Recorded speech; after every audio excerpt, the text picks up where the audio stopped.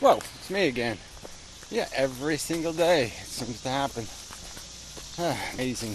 Subjects always kind of show up, whether I like it or not. And I feel some purpose in this. My focus says do this. Strange. And the machinery decides. So anyway, that's sort of the subject here. Obviously, I'm going to play with this word focus and emphasis and priority. These are all interesting kind of words. How do we get there? And it really is, in a lot of parts, it's the substance of the disagreements we have with each other. It's really so much about emphasis. I say the word evolution, and to some people it just means, oh, that's that natural selection-y thing, blah, blah, blah, blah, blah. Darwin and such. Little boat rides and, turtles and whatnot. And bird beaks. That's it. That's as far as it goes. And the word to me, obviously it is a hugely important focus kind of word. It's a gigantic word in terms of it has defined all of it. Every bit of it. All the complexity, the relevance in the universe will be acquired through this process. There's no other way to get to meaningful except through evolution. It's the only way the universe gets smart, clever, logical, rational, all that shit. All that processing. Anyway, so yeah, it's just this emphasis thing, how we've contextualized it, and how it got prioritized in our brain, and how often it flows through our thoughts, how connected it is to the other crap. But it really is so much of this game. It's about this focus word. It's why we have sensations. It's because they steal our attention. They force our focus. It's not their function in the sense that they're not saying that's what they're for. They're not going, I'm pain and I'm going to cause this and I'm going to do that. No, it's just a function that produces this effect in the end product of our behavior. And it does it through this medium where instead of just being a symbolic representation of pay attention to me, by just raising its hand, or indicating there's a problem, sir, to the captain, a little red flag goes up. Instead, nature fell upon this process that creates a extra phenomenon, the reality of actual repulsion or actual negative. So there's these actual things. I'm saying actual with emphasis because I'm not really saying they're actual. I'm just saying that they're more actual than they would have to be. They could just be some other representation of a negative that would be obliging in some way to the mechanism. So you wouldn't be able to stop yourself from recognizing importance, but you wouldn't also have to feel it as a negative. You wouldn't have to suffer it. The negativity could be, perhaps, I can't say for sure, I'm just saying, perhaps there would be other software mechanisms that could simulate the necessity or urgency or requirement or a prime directive kind of thing that feelings seem to do. But anyway, nature fell upon it. It used this mechanism because it's there, it fell on it, and period. And it's not very efficient when managed by crude forces, and that's just a fact.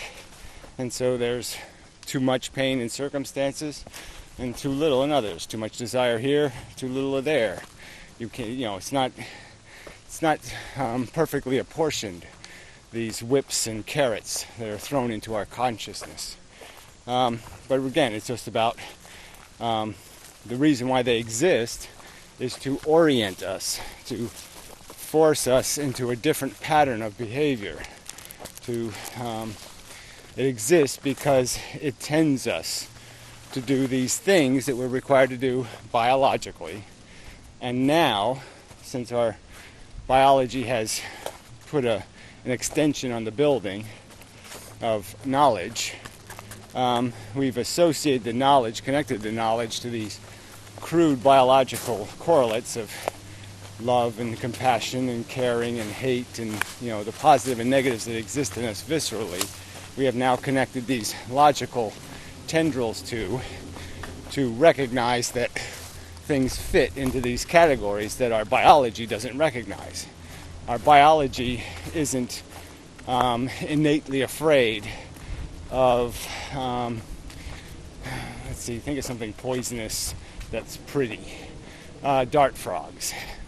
We might not have an immediate visceral negative reaction. We might say pretty, shiny frog. And we, not being the usual predator that the dart frog is trying to scare, wouldn't see the scare signals, instead have the, ooh, I want to pet it response, and we get poisoned. But because we're smart, we can know, oh, wait a minute, this is why it has those colors. Don't be fooled. Put it in this category of poisonous. We know it's poisonous, blah, blah, blah. And so we can put it in its proper category. So we can put it next to tarantula, even though it doesn't look like a tarantula. And we do that with the world around us. We basically just put like Nixon, tarantula. Yeah, okay, we put Nixon, Obama, scum-sucking leech. Yeah, so we put him next to the scum-sucking leech.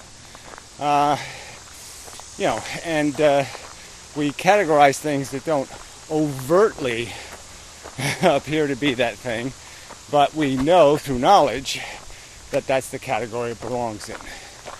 And this is how our brain creates this engine of reactionary behavior and how we react. And so for most people, sometimes we have these other categories like urgent, necessary, needs immediate attention, these kind of things. And unfortunately, because most people don't recognize problems until they show up at their own doorstep, they aren't reacting because they don't see the immediacy, the necessity. The tidal wave is too far away. It looks really small, from 500 miles away, so they just go, oh, it's teeny, look how small it is in the telescope. It's teeny. No worries. Because they don't have the knowledge to know that what's in the telescope is teeny, is actually 200 feet high, and it's going to smush you like a bug. So I'm sort of arguing for this idea that this rational capacity to categorize is really, really, really important. And that's what we should be doing. We should be quit doing the it doesn't look like a tarantula thing and do the of course it's a tarantula. Look at it. It's fucking Republican all over the place. Yes, it looks like a clean black man, but no, it's really Dick Cheney in a funny Obama suit. Fuck. Don't be fooled.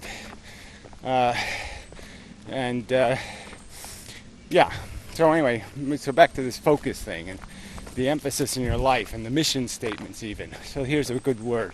I seem very focused, very obsessed with defining my function as being something to do with how I change this environment in the future, how I interfere with the 200-foot wave I see coming. So I'm doing all kinds of shit like, let's put cement things out in the ocean, let's do this, let's do that, try to knock that fucker down.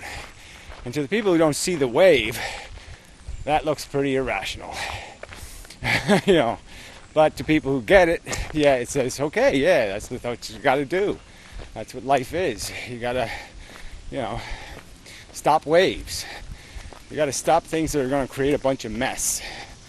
And so then if we, and then of course I ultimate conclusion of the whole philosophy subject is there's a valve over there, okay, that turns the mess making machine off. And the smart thing to do is just turn the valve, turn the mess maker off. No more mess, no more problems. But until we get there, we've got tidal waves of sewage to deal with right here. Real harm is going to be experienced. Real unsustainable crap exists, and people have to hammer those curves down. They have to do something to change what's happening, so something else will happen than that looks like it's going to happen. It's going to happen if nobody puts the cement things in the fucking water. So, yeah, I'm focused. And then the subset of that is I'm living a personal life, where I have personal needs and personal problems and all that kind of crap that's trying to steal my focus, that's also demanding attention. So it's like you having, a gangrenous foot and you got some, what's that disease? Gout. You got some gout in your arm, and you got some, bad back. And so now these three things are competing for your attention.